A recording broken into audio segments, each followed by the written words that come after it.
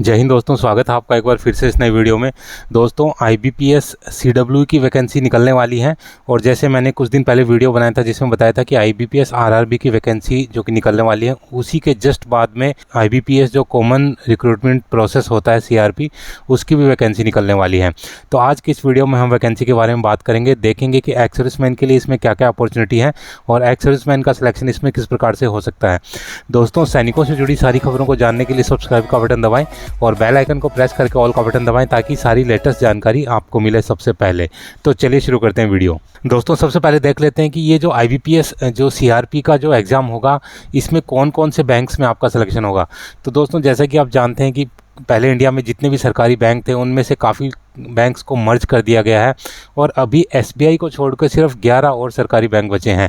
तो ये जो IBPS CRP का जो प्रोसेस होता है, ये इन्हीं बैंकों में सिलेक्शन के लिए होता है। तो ये जो बैंक हैं, ये हैं Punjab national bank, bank of Baroda, Canara bank, union bank, bank of India, Indian bank, central bank of India, Indian overseas bank, UCO bank, bank of Maharashtra और पंजाब एंड सिंध बैंक।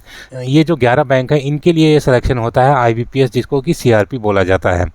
दोस्तों, बात करें सैलरी की, तो जैसा मैंने पिछले वीडियो में बताया था कि CRP का जो भी सिलेक्शन होता है IBPS RRB का और SBI का, इसके अलावा RBI में, तो ये जितने भी सरकारी बैंक हैं इनमें एक्स सर्विसमैन के लिए पे प्रोटेक्शन अवेलेबल है और एक्स सर्विसमैन की सैलरी काफ़ी अच्छी होती है।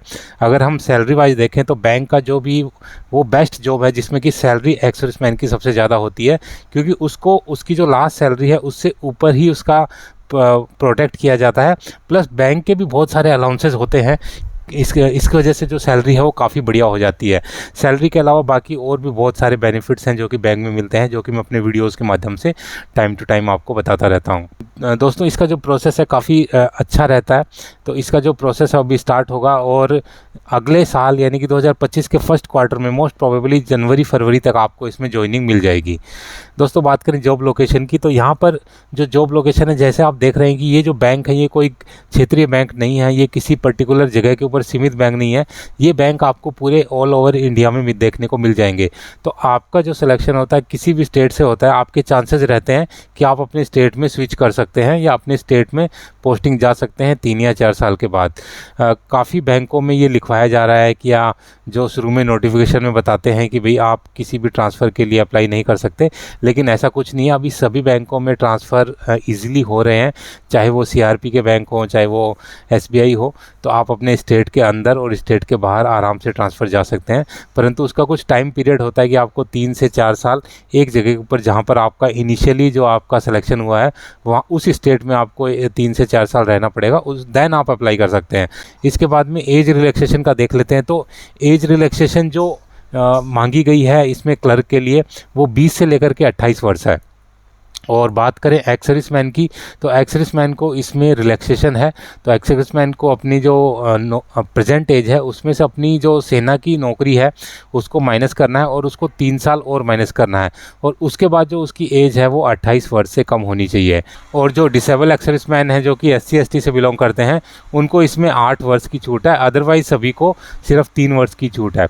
और दोस्तों, इसमें जो मैक्सिमम जो एज का वो है 50 साल, यानी कि 50 वर्ष की आयु प्राप्त करने के बाद आप इसमें अप्लाई नहीं कर सकते हैं। दोस्तों, इसके बाद जो लोग सेना में नौकरी कर रहे हैं और एक्स सर्विसमैन कोटे में अप्लाई करना चाहते हैं तो वो भी इसमें अप्लाई कर सकते हैं, लेकिन उनको अगले साल जुलाई 2025 से पहले रिटायर होना होगा।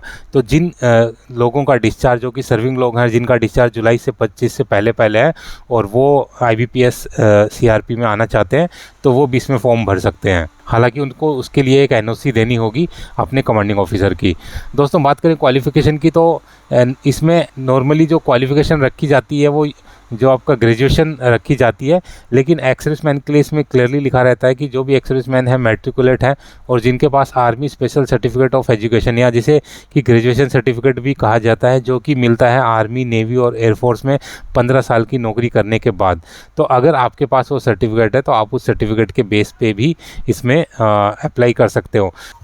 बात करें लोकल लैंग्वेज की, तो जैसे आपने ग्रामीण बैंक में भी देखा होगा कि उसमें लोकल लैंग्वेज का जो पैरा था वो थोड़ा डिफरेंट था। उसमें लिख रखा था कि अगर आपको सिलेक्शन के बाद आपको 6 महीने का टाइम दिया जाता है और उसमें अगर आप लैंग्वेज नहीं सीख पाते हैं तो फिर आपको 2-3 महीने और बढ़ाया जा सकता है। लेकिन इसका जो इसमें जो दे रखा है लोकल लैंग्वेज के बारे में, वो थोड़ा सा स्ट्रिक्ट लैंग्वेज में दे रखा है कि आप आपको पार्टिसिपेटिंग ऑर्गेनाइजेशन यानी कि जिस बैंक में आपका सिलेक्शन होगा वो बैंक के जो अधिकारी हैं उनके ऊपर डिपेंड रहेगा कि वो आपको लोकल लैंग्वेज आपकी एक्सेप्ट करते हैं या नहीं करते हैं, क्योंकि इसमें किसी प्रकार का टाइम इसमें देने की बात नहीं कही गई है कि आपको 6 महीने का टाइम दिया जाएगा फिर टाइम को बढ़ाया जाएगा।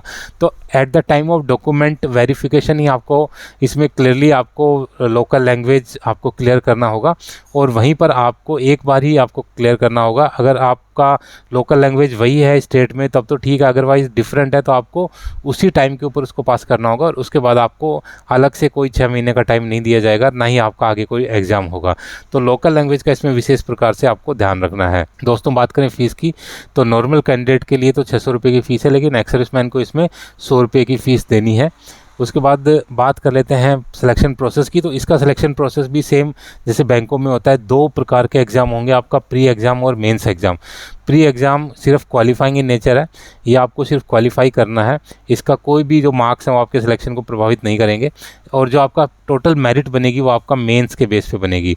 तो प्री एग्ज़ाम में यहाँ पर 3 सब्जेक्ट आएंगे, इंग्लिश, मैथ्स और रीजनिंग।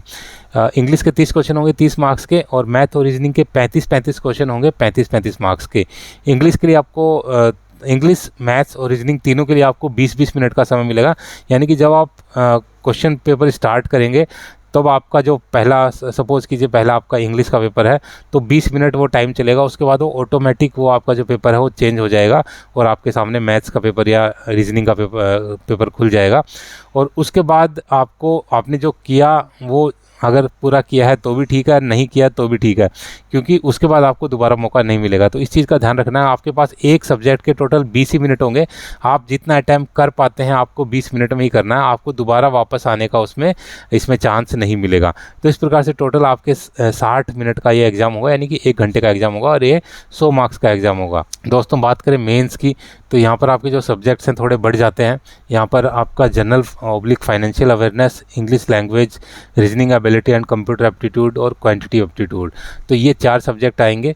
तो इसमें आपका जनरल ऑब्लिक फाइनेंशियल अवेयरनेस के 50 क्वेश्चन 50 मार्क्स के, इंग्लिश के 40 क्वेश्चन 40 मार्क्स के, रीजनिंग के 50 क्वेश्चन 60 मार्क्स के, और मैथ्स के आपके 50 क्वेश्चन होंगे 50 मार्क्स के। ये टोटल आपके 190 क्वेश्चन होंगे जो कि 200 मार्क्स के होंगे, और इसके लिए समय मिलेगा आपको 160 मिनट। दोस्तों जैसे ग्रामीण बैंक में बहुत सारी लैंग्वेज अवेलेबल थी, लेकिन इसमें सिर्फ आप हिंदी या इंग्लिश दोनों में से किसी एक ही भाषा में अटैम्प्ट कर सकते हो। इंग्लिश का पेपर फॉर श्योर आपको इंग्लिश में ही देना है, लेकिन उसके अलावा जितने बाकी के सब्जेक्ट्स हैं वो आप हिंदी में भी अटैम्प्ट कर सकते हो अगर आप इंग्लिश में कंफर्टेबल नहीं है तो। दोस्तों इसमें नेगेटिव मार्किंग भी है 0.25 मार्क्स की, तो अगर आप कोई क्वेश्चन गलत करते हैं तो आपको 0.25 की पेनल्टी लगेगी। तो ये आपको ध्यान में रखना है एग्ज़ाम देते समय। ये पेनल्टी दोनों ही एग्ज़ाम में है, आपका प्री एग्ज़ाम में भी है और आपका मेंस एग्ज़ाम में भी है। दोस्तों अभी देख लेते हैं कैसे आपको अप्लाई करना है। तो आपको IBPS की ऑफिशियल वेबसाइट पे जाके इसमें अप्लाई करना है। जब इसका डिटेल नोटिफिकेशन आएगा तो आपको एक और वीडियो लेके आएंगे जिसमें कि आपको कंप्लीट प्रोसेस बताऊंगा कि कैसे आपको अप्लाई करना है, ताकि आप बिना किसी मिस्टेक के इसमें अप्लाई कर सकें। दोस्तों अभी देख लेते हैं इंपॉर्टेंट डेट्स के बारे में। तो इसके जो ऑनलाइन फॉर्म है वो 1 जुलाई 2024 से स्टार्ट होंगे। फॉर्म्स को फिलअप करने की जो लास्ट डेट है वो 21 जुलाई 2024 है। इसका जो एग्ज़ाम होगा वो 24 अगस्त से लेकर के 31 अगस्त के बीच होगा। तो जैसे आपने देखा होगा कि जो RRB का एग्ज़ाम है वो 18 अगस्त तक ख़त्म होगा, यानी कि जो RRB का जस्ट एग्ज़ाम के बाद ही एग्ज़ाम स्टार्ट हो जाएगा, और इसका जो सिलेक्शन है वो भी RRB के जस्ट बाद में हो जाए। जैसे RRB में जो ज्वाइनिंग है वो जनवरी 2025 तक मिलेगी, तो इसकी जो ज्वाइनिंग है वो फरवरी या मार्च तक इसमें आराम से मिल जाएगी। दोस्तों वैकेंसी की बात करें तो 6 से 7 हज़ार वैकेंसी इसमें टोटल होती हैं नॉर्मली। तो दोस्तों इसी के साथ ही वीडियो समाप्त करता हूँ। उम्मीद है कि वीडियो आपको पसंद आया होगा। वीडियो अगर पसंद आए तो लाइक शेयर सब्सक्राइब करना ना भूलें, और बने रहें मेरे साथ इसी प्रकार के इंटरेस्टिंग वीडियोज़ के लिए। वीडियो बने रहने के लिए आप सभी का धन्यवाद। जय हिंद।